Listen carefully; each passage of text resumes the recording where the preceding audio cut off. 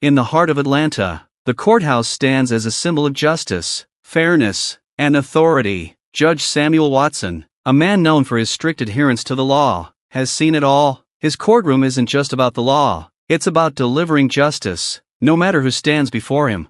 On a blistering summer day, the courtroom buzzed with the hum of people waiting their turn. Among them was Sarah Collins, a black woman in her early 40s, standing at the defendant's table. She was dressed simply, hands clasped tightly, eyes filled with anxiety and hope. Sarah faced a hefty fine for a minor traffic violation, a sum she simply couldn't afford. She hoped to explain her situation to the judge, praying for some understanding. Little did she know, this case would unravel into something much bigger. Judge Watson entered, and the room fell silent. He took his seat, adjusting his glasses as he glanced at the case file before him. His reputation for being firm but fair preceded him. "State your name for the record," he commanded, his voice echoing through the room. "Sarah Collins," she replied, her voice steady despite her nerves. "Miss Collins, you're here for a traffic violation. The fine is $500. Is that correct?" he asked, his eyes scanning the room. "Yes, Your Honor," Sarah answered, her voice barely a whisper. "Do you have any reason to dispute this fine?" he asked, focusing on her now. "Your Honor, I can't afford to pay this fine," Sarah began, her voice trembling. "I'm a single mother. Every penny goes to providing for my son. I'm asking for your understanding and leniency." The room fell silent as Judge Watson considered her plea. He was used to hearing all sorts of excuses, but something about Sarah's words struck a chord. He couldn't quite place it, but there was something familiar. "Miss Collins, the law is clear, and fines are imposed to ensure compliance," he began. "However, I understand circumstances can be challenging. Can you provide any documentation of your financial situation?" Sarah quickly handed over a worn envelope containing pay stubs, bills, and a letter from her employer. The bailiff brought it to the judge. As Judge Watson reviewed the documents, a frown formed on his face. It was clear Sarah was struggling. He sighed, tapping his fingers on the bench. "Miss Collins, I see you're in a difficult situation," he said finally. "While I can't dismiss the fine entirely, I'll reduce it to $100, payable in installments. Can you manage that?" Tears welled up in Sarah's eyes as she nodded. "Yes, Your Honor, thank you so much." Satisfied, Judge Watson was about to move on to the next case when something caught his eye. Among the documents was a photograph, partially hidden but visible enough for him to recognize one of the faces. His heart skipped a beat. It was a picture of Sarah's son, Jason, standing next to his best friend, Judge Watson's own son, Michael. "Miss Collins," he said slowly, trying to keep his composure. "Your son, Jason, he's friends with my son, Michael?" Sarah looked up, surprised. "Yes, Your Honor, they are best friends."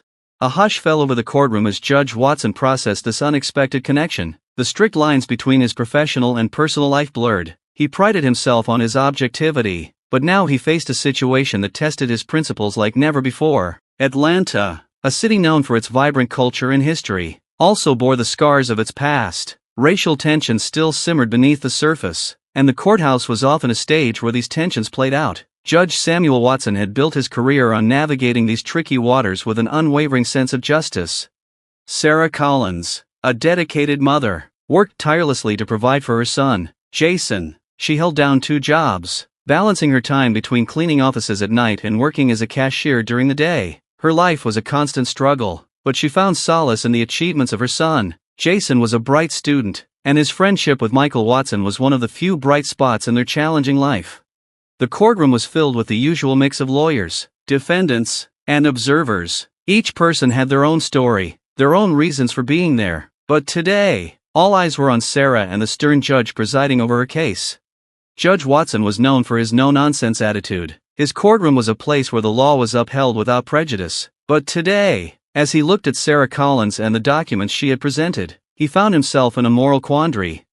"Miss Collins," he said, trying to maintain his usual impartial tone, "I see your financial situation is indeed dire. You've provided sufficient evidence to support your claim. However, the law is clear. Fines are imposed to ensure that citizens comply with the rules and regulations that keep our society functioning." Sarah's heart sank as she listened to the judge's words. She knew the law was unforgiving, but she had hoped for a glimmer of mercy. She glanced at the photograph that had caught the judge's attention. It was taken during a school event where Jason and Michael had performed together. The picture captured a moment of pure joy, a stark contrast to the somber mood in the courtroom. Judge Watson took a deep breath. The photograph of the two boys, so different in their backgrounds yet so close in friendship, tugged at his heartstrings. He prided himself on being an impartial arbiter of the law, but this case was different. It was personal. "Miss Collins," he began again, this time with a softer tone, "the law must be upheld, but it is also important to recognize the human element in every case. You have shown that you are doing your best to provide for your son, despite the challenges you face. I commend you for your dedication." Sarah felt a glimmer of hope as she listened to the judge. Maybe, just maybe, there was a chance for leniency. "Therefore," Judge Watson continued, "I am willing to reduce your fine to $100, payable in installments. This way, you can fulfill your obligation without it being an undue burden on you and your son." Tears of relief and gratitude streamed down Sarah's face. "Thank you, Your Honor. I promise I will make the payments on time. This means so much to me and Jason." The courtroom, usually a place of rigid formality, softened for a moment. The people present could feel the weight of the judge's decision, a rare instance where the cold letter of the law was tempered with compassion.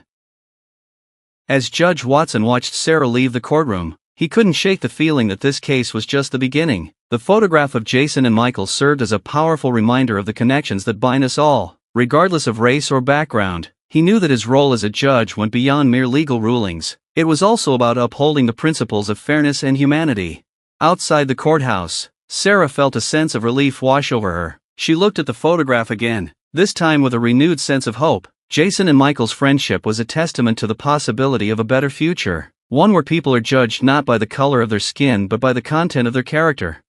As she made her way home, Sarah couldn't wait to share the news with Jason. She knew that their journey was far from over, but today, they had taken a step forward. And in the courtroom, Judge Watson sat back, reflecting on the day's events. He had made a difficult decision, but it was one he knew was right. The law was important, but so was the human heart.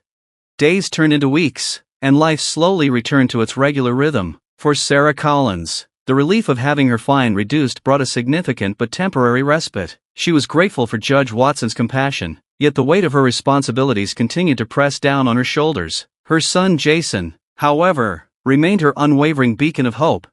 Jason and Michael's friendship flourished despite the hurdles that life threw their way. They spent countless hours together, sharing stories, dreams, and ambitions. The bond between them was unbreakable, transcending the societal divides that often set their families apart.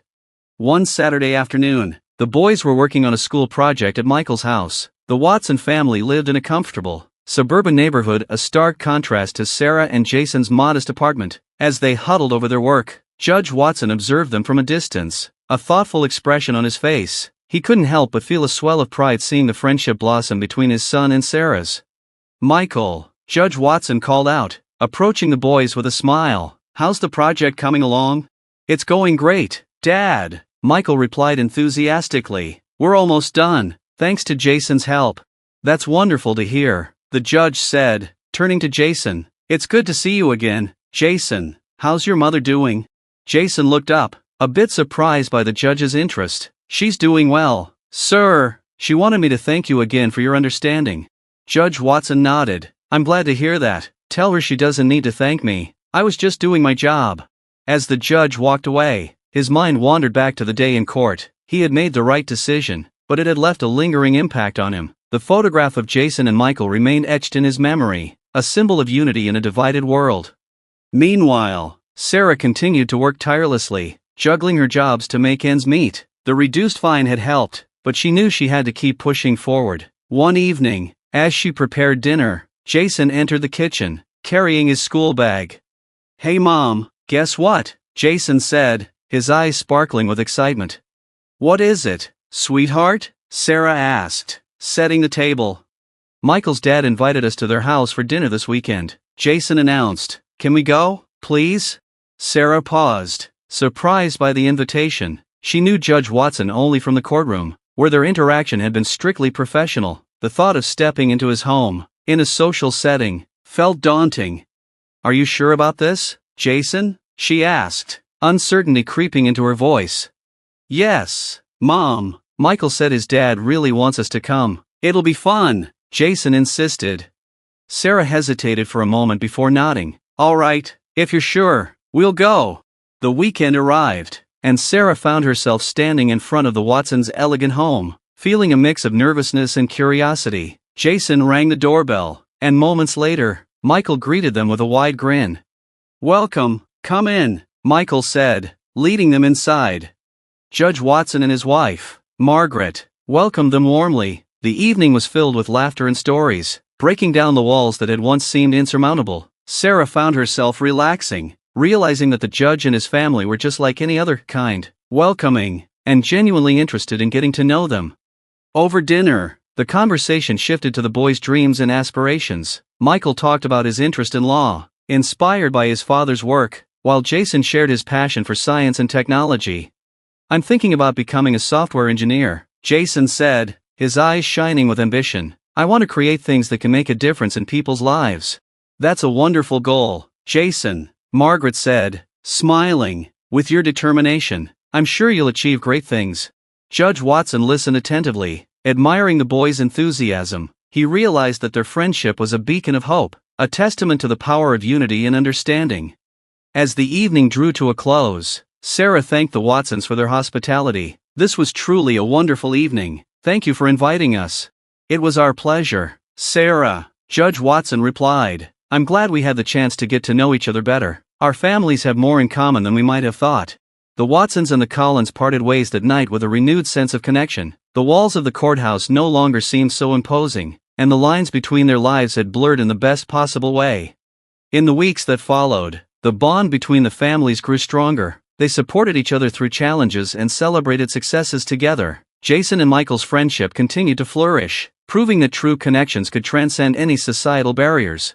Judge Watson often reflected on the events that had brought them together. He realized that his role as a judge was not just about upholding the law but also about fostering understanding and compassion. It was a lesson he carried with him, guiding his decisions and actions in both his professional and personal life.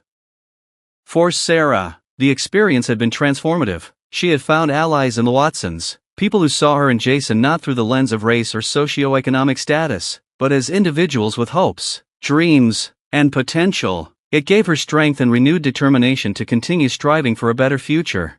As the years passed, the ties between the families remained strong. They celebrated milestones together, from graduations to career achievements. Judge Watson watched with pride as both boys grew into remarkable young men, each carving their path in the world. The story of the white judge and the black woman had started in a courtroom, but it had grown into something much more significant. It was a story of friendship, compassion, and the belief that, despite our differences, we are all connected in ways we might never expect. And in the heart of Atlanta, the courthouse continued to stand as a symbol of justice and fairness, but also as a reminder of the power of human connection and understanding. Years passed, and the bond between the Collins and Watson families only grew stronger. They celebrated milestones together, shared holidays, and provided support during tough times. The friendship between Jason and Michael remained unshaken, even as their lives took different paths.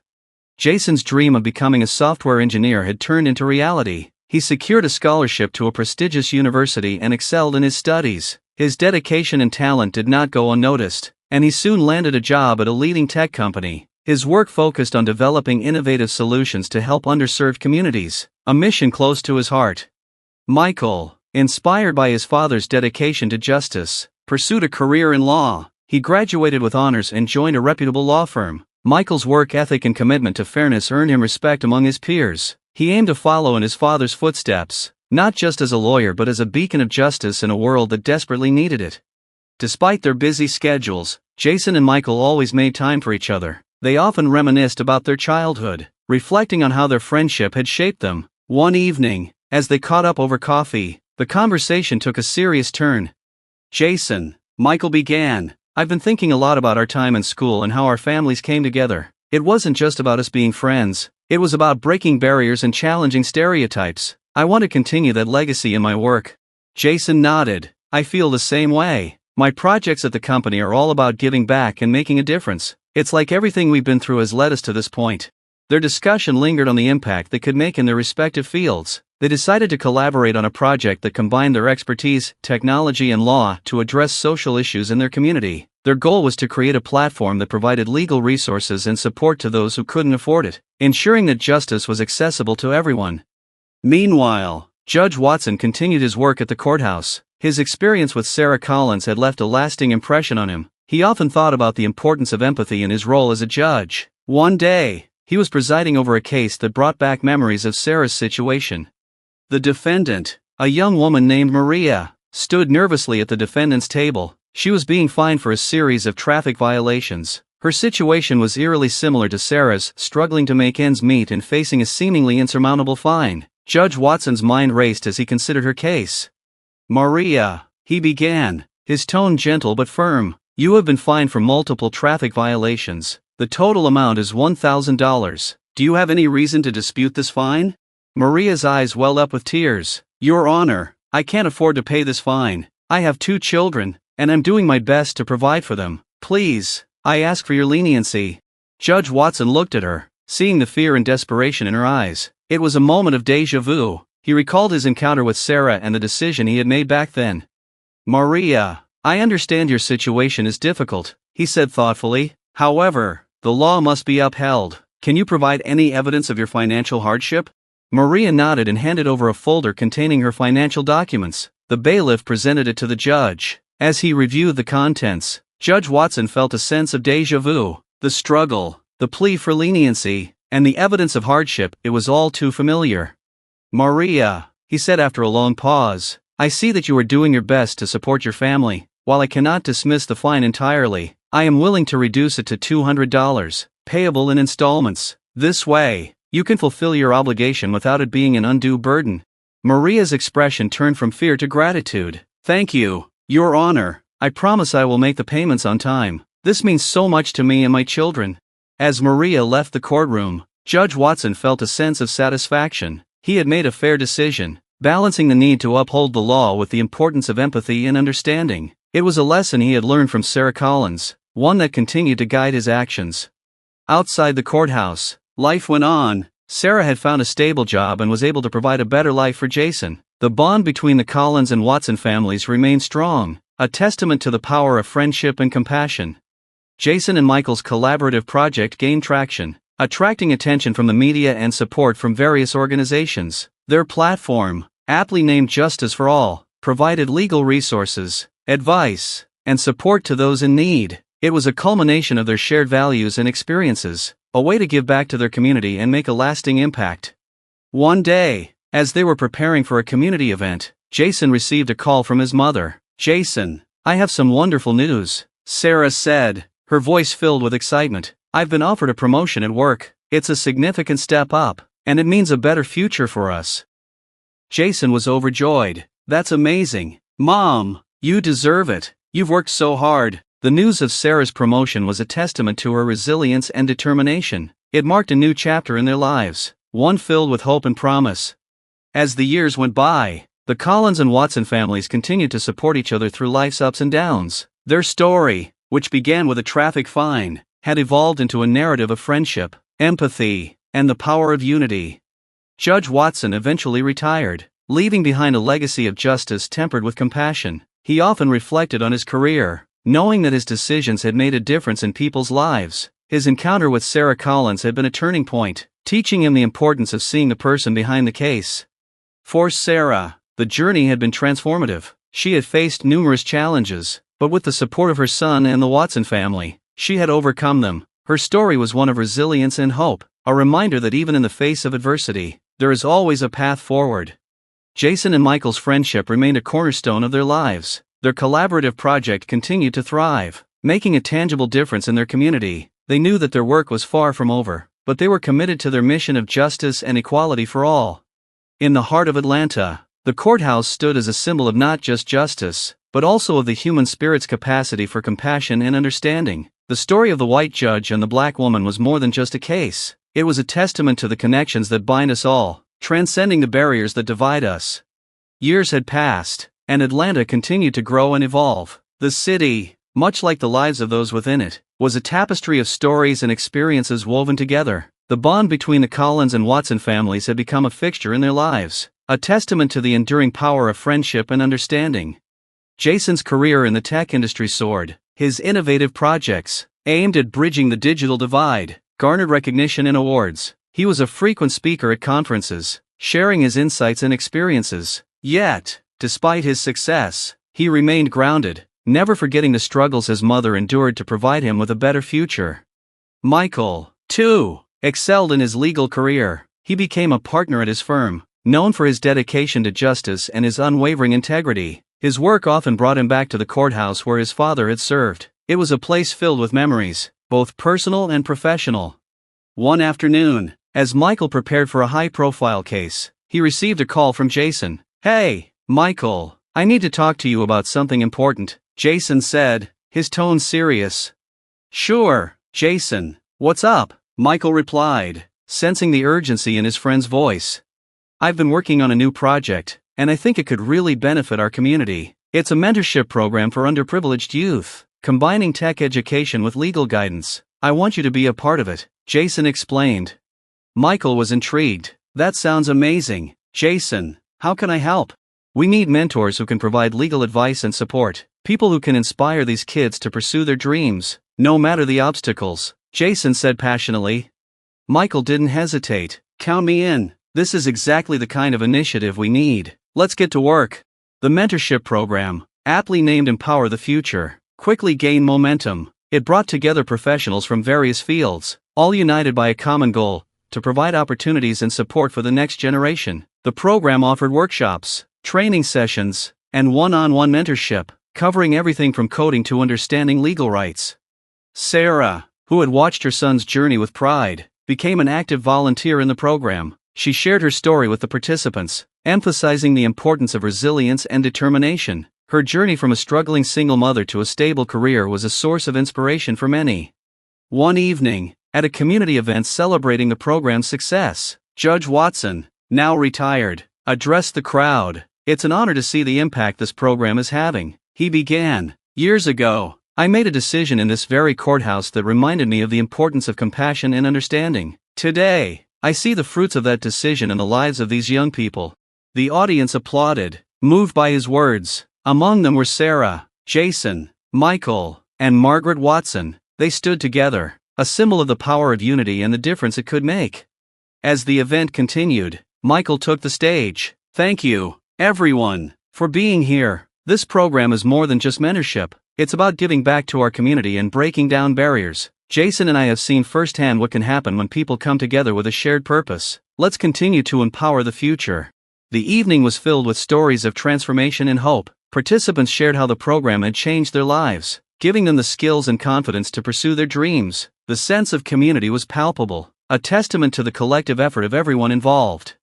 After the event, Sarah and Judge Watson found a quiet moment to talk. "Judge Watson, I can't thank you enough for everything you've done for us," Sarah said, her eyes filled with gratitude. "You don't need to thank me, Sarah," he replied, smiling warmly. "Seeing the impact you've had on others is thanks enough. You've shown incredible strength and determination. It's been an honor to witness your journey." Sarah nodded, feeling a deep sense of fulfillment. Her life had come full circle, from the challenging days in the courtroom to this moment of celebration. She knew that the future was bright, not just for her and Jason, but for all those they had touched through their work. Jason and Michael stood nearby, watching their mothers with pride. "We've come a long way, haven't we?" Jason said, reflecting on their journey. "Yeah, we have," Michael agreed, "and this is just the beginning. There's so much more we can do." Their friendship, forged in the halls of school and strengthened through the trials of life, remained unbreakable. They had built something meaningful, a legacy that would continue to inspire future generations. As the night drew to a close, the Collins and Watson families stood together, looking out at the city skyline. It was a moment of reflection and hope, a reminder of how far they had come and the promise of what lay ahead. In the heart of Atlanta, the courthouse still stood as a symbol of justice, but it was also a symbol of the human spirit's capacity for compassion, understanding, and unity. The story of the white judge and the black woman, which had begun in a moment of tension, had blossomed into a narrative of hope and change. It was a testament to the power of connection and the belief that, together, we can create a better world. And so, the legacy of their friendship lived on, a beacon of light in a world that often needed it most. Their story was a reminder that, despite our differences, we are all connected in ways that can lead to remarkable transformations. It was a story of justice, empathy, and the enduring power of human connection.